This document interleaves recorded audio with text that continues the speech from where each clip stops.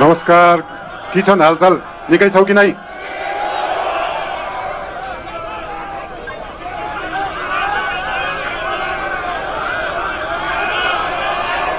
मैले छकालै एउटा सुइना देखेको थिएँ। सुदूरपश्चिम बनेको देश बनेको त्यो सपना पूरा गर्ने हो र त्यो पूरा गर्ने पार्टी राष्ट्रिय स्वतन्त्र पार्टी हो। बोराजी बुझेछौ कि नै?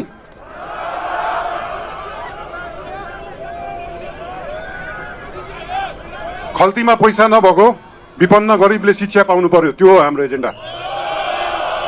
खल्तीमा पैसा नभएको विपन्न गरिबले स्वास्थ्य उपचार पाउनु पर्यो, त्यो हो हाम्रो एजेन्डा।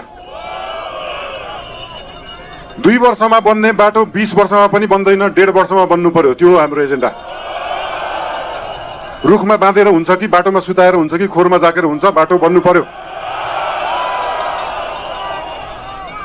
या त बाटो बनाउनलाई यो भेगमा मेरो भोट छैन, यहाँको बाटो किन बनाउने, यो भेगमा मेरो भोट छैन किन बाटो बनाउने। राष्ट्रिय स्वतन्त्र पार्टी सरकारमा गयो भने काङ्ग्रेस हिँड्ने बाटो पनि बनाउँछ, एमाले हिँड्ने बाटो पनि बनाउँछ, माओवादी हिँड्ने बाटो पनि बनाउँछ, सबै नेपाली जनता हिँड्ने बाटो बनाउँछ। मान्छेले देशलाई स्विजरल्यान्ड बनाउनु पर्छ भन्छन्। स्विजरल्यान्डको बाउ बढी मालिका यही छ, किन बनाउनु पर्यो स्विजरल्यान्ड? स्विजरल्यान्डको पराकाष्ठ रामारोसन यही छ, किन बनाउनु पर्यो स्विजरल्यान्ड? खप्तड नेसनल पार्क यही छ, किन बनाउनु पर्यो स्विजरल्यान्ड? हामी नेपालीहरू माल भएको चाल नपाएको मान्छेहरू पर्यौं। भएको चिज देखाउनै सकेका छैन, सुदूरपश्चिमलाई जोड्नै सकेका छैन। सुदूरपश्चिम त्यो दिन जोडिन्छ जुन दिन सुदूरपश्चिममा एकदम धेरै कलाकार हुँदो रहेछ। 8 लाख सब्सक्राइबर भएको, 1 मिलियन सब्सक्राइबर भएको, तर त्यो गीत काठमाडौँको चोकचोकमा बज्दैन। जुन दिन सुदूरपश्चिमको गीतहरू काठमाडौँको चोकचोकमा बज्छ अनि बल्ल जोडिन्छ सुदूरपश्चिम काठमाडौँसँग। सुरुमा त गीत बज्नु पर्यो, त्यसपछि आवाज बज्छ, त्यसपछि माग पूरा हुन्छ। सुन्दा सानो जस्तो लाग्छ, तर त्यो हो राष्ट्रिय स्वतन्त्र पार्टीको एजेन्डा।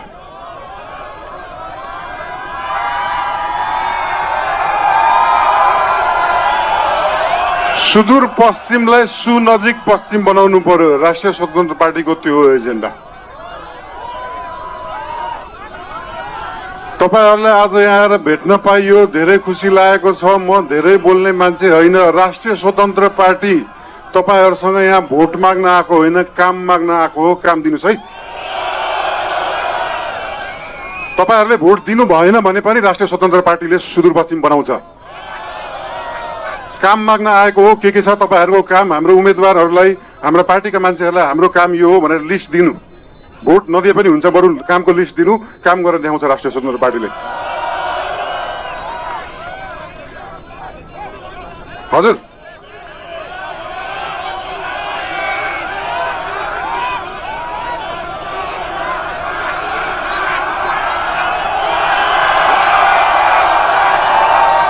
आँखा हेर्न पर्दैन, काम हेर्नु होला। म धेरै बोल्दिनँ। धेरै धेरै धन्यवाद। सुदूर अब दूर नाइ, झिक्कै झिक्कै माया तमलाई। I love you.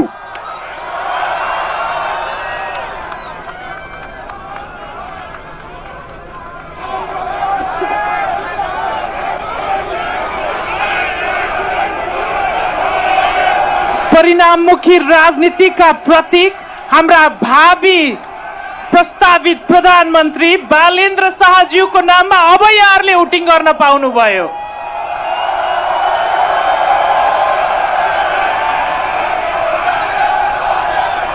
यसै क्रममा पुराना राजनीतिको संरचनालाई चुनौती दिने वैकल्पिक राजनीतिका मियो हुनुहुन्छ हामी बीच। नयाँ पुस्ताको वैकल्पिक नेतृत्व, हाम्रा आशा र परिवर्तनका प्रतीक पार्टी सभापति श्री रवि लामेछानेज्यूलाई सम्बोधनका निमित्त विनम्र अनुरोध गर्दछु। रवि